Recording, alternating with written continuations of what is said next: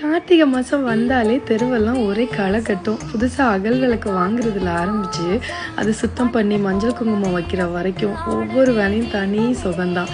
எல்லார் வீட்லேயும் விளக்கு ஏற்றுறாங்களோ இல்லையோ கண்டிப்பாக இந்த அப்போ செஞ்சுடுவாங்க. நம்மளும் செஞ்சிடலாமா? எனக்கு கார்த்திகை தீபம்னாலே முதல்ல ஞாபகத்துக்கு வர்றது இந்த அப்பம்தான்.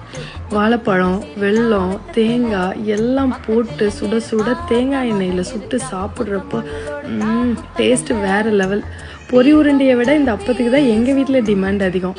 ஒன்று சாப்பிட ஆரம்பித்தா தட்டு காலி ஆகிற வரைக்கும் கை நிற்கவே நிற்காது. ஒரு சின்ன அகல் விளக்கு தான், ஆனால் அதை ஏற்றுனது நம்ம வீடே எப்படி ஜொலிக்கும்.